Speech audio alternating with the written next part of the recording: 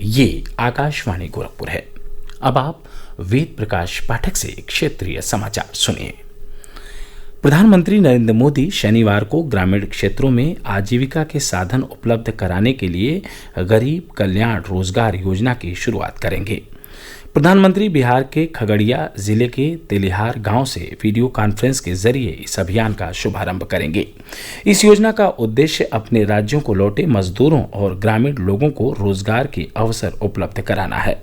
125 दिन के इस अभियान को मिशन मोड में लागू किया जाएगा।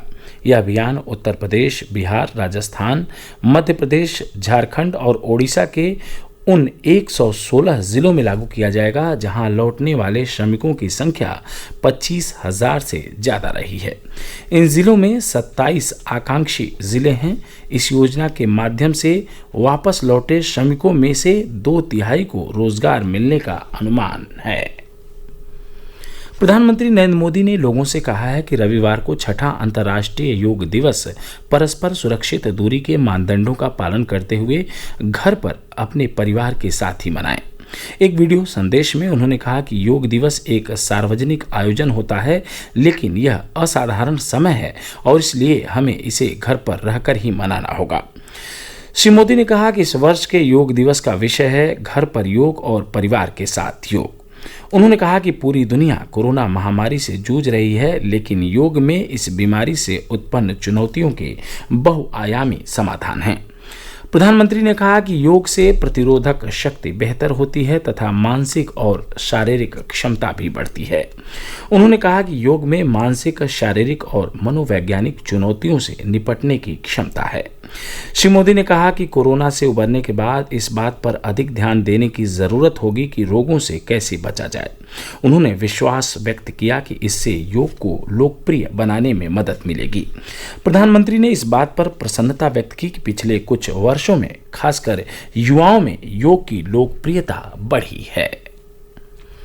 मुख्यमंत्री योगी आदित्यनाथ ने कोविड-19 के संक्रमण काल में लोगों को बेहतर स्वास्थ्य सेवाएं उपलब्ध कराने के लिए हर संभव प्रयास किए जाने पर बल दिया है।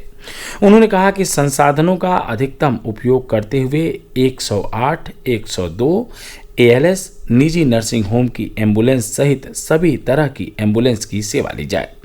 एम्बुलेंस के कार्मिकों के लिए sanitiser, PPE kit, N95 mask और ग्लव्स आदि की व्यवस्था की जाए। मुख्यमंत्री लखनऊ में अपने सरकारी आवास पर आज एक उच्च स्तरीय बैठक में अनलॉक व्यवस्था की समीक्षा कर रहे थे। कोरोना मामलों की जांच क्षमता को निरंतर बढ़ाए जाने के निर्देश देते हुए उन्होंने कहा कि प्रत्येक जनपद में एक टेस्टिंग लैब की स्थापना का कार्य तेजी से पूरा किया जाए।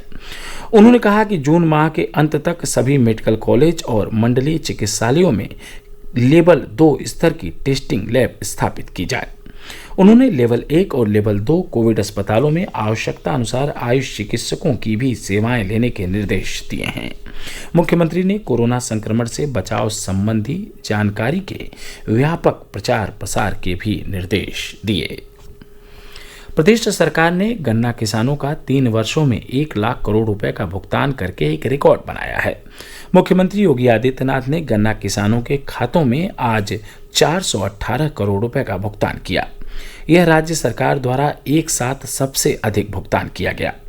इसके पहले के कार्यकाल में पूर्व मुख्यमंत्री अखिलेश यादव ने 5 सालों के दौरान केवल 95,215 करोड़ रुपए का कुल भुगतान किया था।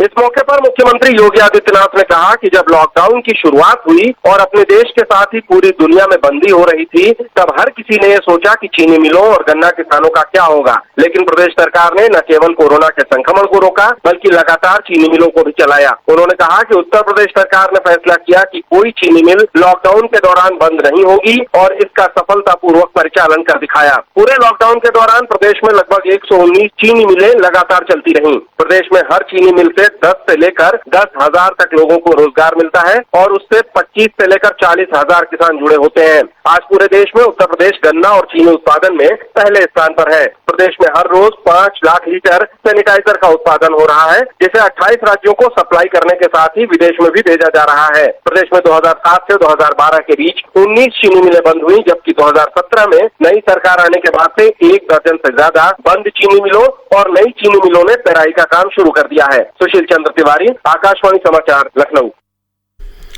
प्रधानमंत्री नरेंद्र मोदी ने इस माह के मन की बात कार्यक्रम के लिए लोगों से अपने विचार भेजने को कहा है। श्री मोदी ने एक ट्वीट में कहा कि मन की बात एक सशक्त मंच है जो 130 करोड़ भारतीयों की क्षमता प्रदर्शित करता है। उन्होंने कहा कि कार्यक्रम के प्रसारण में अभी 2 सप्ताह हैं, लेकिन लोग अपने विचार टोल फ्री नंबर 1800-117800 पर रिकॉर्ड करा सकते हैं और नमो ऐप पर भी भेज सकते हैं।